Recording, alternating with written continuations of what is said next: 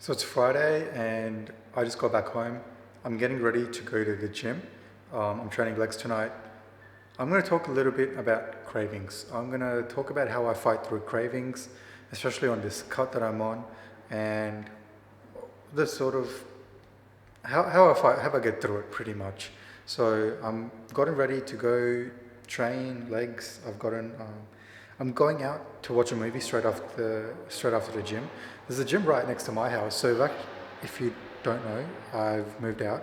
I talked about it in my previous videos, but I finally got a place of my own, which means new content, more content. I have the freedom to shoot. I have the freedom to film whenever I want. I can cook, so a lot more cooking videos coming through.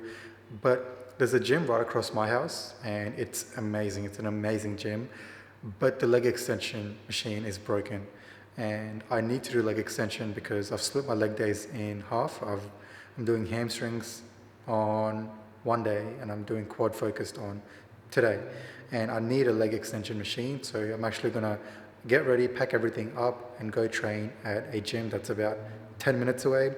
The gym that's right next to my house is so close. I can walk there in about 30 seconds, and it's so convenient. But we're going to be going to go train at the gym that's 10 minutes away because we need a leg extension machine.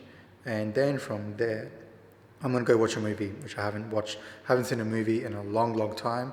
I'm keen to see a movie. I'm watching a movie with a friend, but we're going to go hard on legs. And I'm going to pack my post-workout meal right now. I'm going to show you what it is. So before I get into my post-workout meal, I'm going to get started on my pre-workout drink. Because it's late night, I don't want too much caffeine. I want to be able to sleep tonight because I have to get up tomorrow morning. I have training with my coach, but we are still going to get a little bit of caffeine, and I'll just show you what I'm doing. I'm sure I'll show you what I'm going to make. So I got my glass of water here. So I'm not sure who it was, but someone actually commented in one of my videos that I should start switching over to more glassware because it's more sustainable, better for the environment, and that's what I've started doing. Slow progress. I haven't switched over completely. I find plastic meal prep containers so convenient and so lightweight, but I am going to make the switch eventually. But for now, I've started drinking all my pre-workout, everything in these little glass jars, which are so cheap, and it just feels fancy, and I like it. I actually like it. I prefer this over the plastic shaker bottles.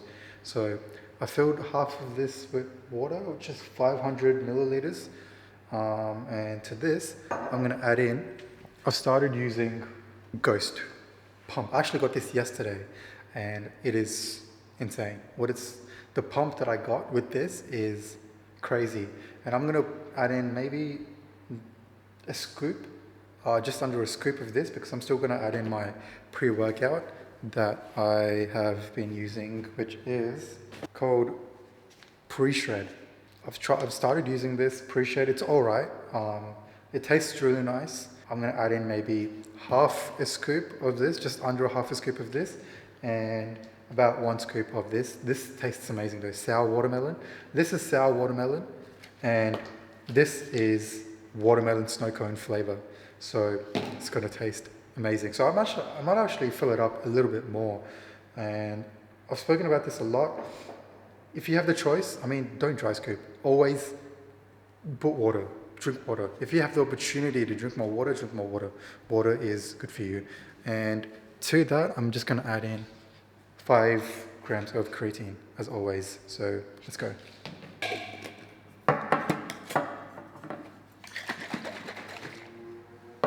That looks absolutely beautiful. It looks like watermelon juice, which is exactly what it is.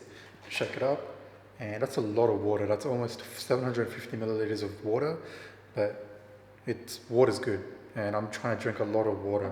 I've been trying to drink a lot more water lately, and I've just been feeling so much better. So now that pre-workout drink is done, let's focus on the post-workout. So post-workout, what I've actually been doing is, I bought this yesterday because I wanted a little bit of carbs before training arms. It's just rice cakes, thin rice cakes, but it's really low in macros. It's low in calories. It is. So 4 cakes is 1 serve, and 19.6 grams of carbs, 0.8 fat, and 2 grams of protein. And what we're actually going to do is I'm going to mix this. I'm going to mix 6 slices of this with, I have been using this, and this, I actually love this so much. This was half price, so I just got it. And I've actually had this before, and I don't know why the first time I wasn't a fan of this, but now, maybe because I'm so deep in my cut, this just tastes so good. So it's just custard. It's vegan custard, plant protein, and has like little chalk chips in it, and it has 22.5 grams of protein. So I'm actually going to mix this and this to create some kind of like Cocoa Pops kind of type beat meal. I just thought it would be a nice combination of chocolate and rice cakes. Make it like rice Cocoa Pops.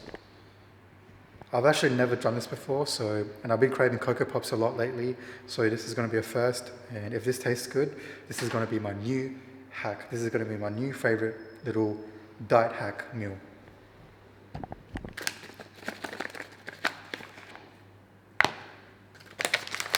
I'm going to add a little bit of water to this.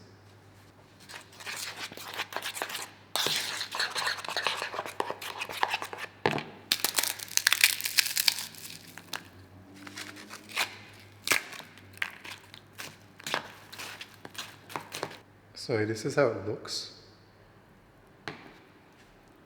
Actually, it doesn't look that bad. I am going to pack this, and this is post-workout, so I'm going to have this as soon as I finish training legs.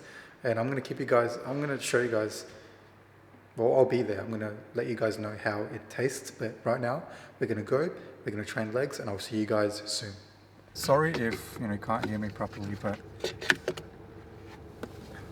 I'm just about to have the Cocoa Pops that I made and talk a little bit about craving, how I deal with cravings. And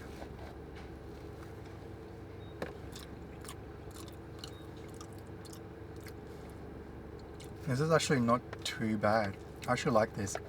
I feel like if I made it fresh, the rice cakes would have been more crispier and it would have tasted more crispier, more like Cocoa Pops. But this is actually nice. Next time I might make it fresh. I might, if you store it, then it gets all soggy, but it is soggy right now. But I think I've got onto something here. I think this might actually be something that I might have more regularly from now on. But in terms of cravings, when you get cravings are natural. And I tell all my clients that you're going to get cravings.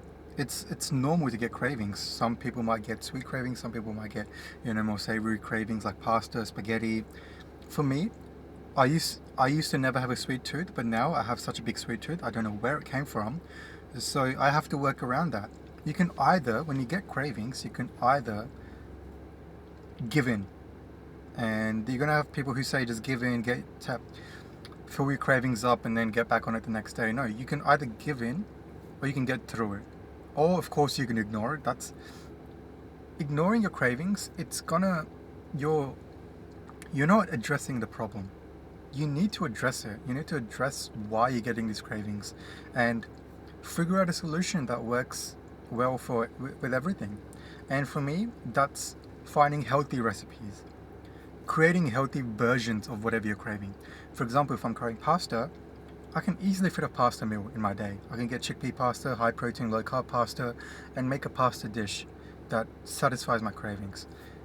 Sometimes I would even fast the entire day so I have enough calories left over to have one big pasta meal that hits my protein and that satisfies my cravings, and I would still be on track. If I crave pasta one morning and I don't get pasta, for a week, if I'm craving pasta every single day and I don't eat pasta, the cravings is going to build up, and one day you're just going to binge. That's what happened to me. I just used to binge so often because I used to deny myself of foods that I loved. So you have to address it. Like when I crave Cocoa Pops, I made this, and this is going to hit that craving. And trust me, whenever I get cravings, I want to binge. I'm not the kind of guy that just wants to eat and then I can't just eat like 30 grams of Cocoa Pops and stop. I can't eat 30 grams of Nutri-Grain and stop. I can't. Once I get a taste of that, I just want to keep going and going and going. So how do I fix that? It also comes down to instant gratification. And this is something that I've been practicing a lot more of now, is trying to imagine how I'm going to feel the next morning. Because I know whenever I binge, I feel good in the moment. But the next morning, I feel like shit. And if I put myself in my shoes the next morning, if I try to visualize how I'm going to feel in the future, that fixes everything. Because I know that I'm going to feel this way and it's not going to be worth it. I'm putting myself back a few days. You need to address your cravings. You need to address it. This is a lifestyle change. This isn't just some diet where you do it for like 6, 12 months and then you go back to eating how you want. You need to make healthy versions of the foods that you love. There's just no way around that. You can't just ignore your cravings forever. So you can either ignore your cravings, which is hard. Some people do it, but it's so hard. It's not worth it, especially if you're in this for a long run. This is a lifestyle change. You can't just not eat donuts forever. And when I say this, I'm not saying that you have to give up donuts, you have to give up foods like that for the rest of your life. No. You can enjoy good foods, not healthy versions, but actual good food, but in moderation. It's all about balance. Me, I want to eat good food. I want to eat junk. I want to have all those nice tasting foods, but I want to work for it first. And when I say work for it, I mean, I want to have those foods, but I want to have it in balance. Maybe once every few weeks, I'd have a meal, one day where I just eat whatever my body needs, or I would plan it in. I would make it as much as I can, try to fit it in my macros. But if not, then it is what it is. Every once in a while, there's nothing wrong with just letting your body eat whatever it wants. But as long as you don't go overboard, as long as that one day doesn't become 2 days, 3 days, because that's what happens. One day you eat whatever you want, the next morning you're like, your body craves it again. So it's so hard the next morning because your body wants the same foods that I had yesterday. Your blood sugar levels crashes and your body craves more carbs and more food to satiate itself.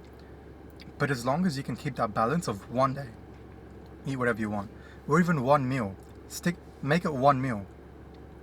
If you can do that, you can do anything.